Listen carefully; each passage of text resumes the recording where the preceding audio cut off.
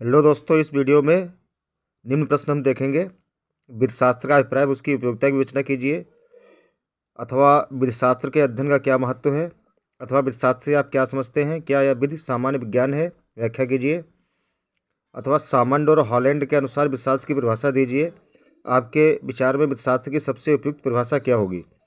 निम्न प्रश्नों का उत्तर हम इस प्रकार से लिखेंगे, जो एक ही उत्तर होगा, जिसमें सबसे पहली हेडिंग होगी विधिशास्त्र का अभिप्राय, मीनिंग ऑफ ज्यूरिस्प्रूडेंस। विधिशास्त्र शब्द अंग्रेजी शब्द के ज्यूरिस्प्रूडेंस का हिंदी रूपांतर है। ज्यूरिस्प्रूडेंस की उत्पत्ति लैटिन शब्द ज्यूरिस्प्रूडेंसिया शब्द से हुई है। इसका शाब्दिक अर्थ है विधि का ज्ञान। देश, काल एवं परिस्थिति के परिप्रेक्ष्य में जब विधिशास्त्र के अध्ययन की आवश्यकता महसूस की गई, तब इसका विज्ञान रूप में उपयोग किया जाने लगा। विधिशास्त्र का प्रयोग विज्ञान के रूप में ही हमेशा नहीं किया जाता है, अपितु इसका अन्य रूपों में भी प्रयोग किया जाता है। फ्रांस में न्यायालयों द्वारा किए गए निर्णय में विधिशास्त्र का प्रयोग एक क्रम में किया गया, जिससे कि इसे विधायन से अलग माना जा सके। अतः वहाँ भी विधिक व्यवस्था में मात्र विधायन को प्रामाणिक माना जाता है तथा सिद्धांत एवं विधिशास्त्र मात्र इसके अनुगामी माने जाते हैं।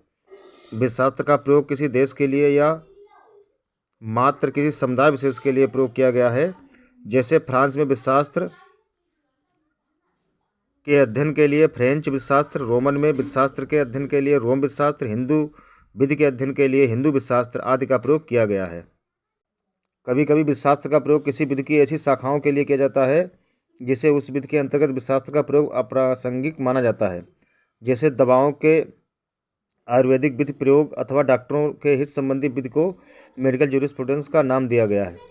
मेडिकल ज्यूरिस्प्रूडेंस का प्रयोग विधिवेत्ताओं के प्रयोग के लिए, चिकित्सीय पुस्तक और चिकित्सकों के प्रयोग के लिए मान्य है। मेडिकल ज्यूरिस्प्रूडेंस को विधिशास्त्र के अंतर्गत सम्मिलित नहीं किया गया है, क्योंकि यह चिकित्सा के प्रकाश में विधि का एक परीक्षण नहीं है, अपितु विधि में मात्र उस भाग का प्रकटीकरण है जैसा जो कि चिकित्सकों की जानकारी के लिए उपयोगी होता है। जब विधिशास्त्र को विधि का प्राथमिक अर्थ विधि का ज्ञान माना गया, तब इसके अध्ययन के प्रत्येक क्षेत्र को उसके अंतर्गत शामिल करने का भी प्रयास किया गया। इसके बाद विधिक अध्ययन के विकास के दौरान संग्रहित विधिक नियमों के वर्गीकरण तथा विश्लेषण द्वारा सामान्य सिद्धांतों को ढूंढने का प्रयास किया गया तथा विधिशास्त्र का दूसरा अर्थ निकाला जाने लगा। इस अर्थ में विधिशास्त्र का अभिप्राय उन सामान्य सिद्धांतों के वर्णन से माना गया है जिस विधि के वास्तविक नियम आधारित हैं। इसके अतिरिक्त विधिशास्त्र का प्रयोग विधि की प्रवृत्ति एवं कार्यों के अर्थ में प्रयोग किया गया है, और इस अर्थ में इसका प्रयोग विधि के दर्शन या विधि के विज्ञान में किया गया है। विधिशास्त्र की परिभाषाएं।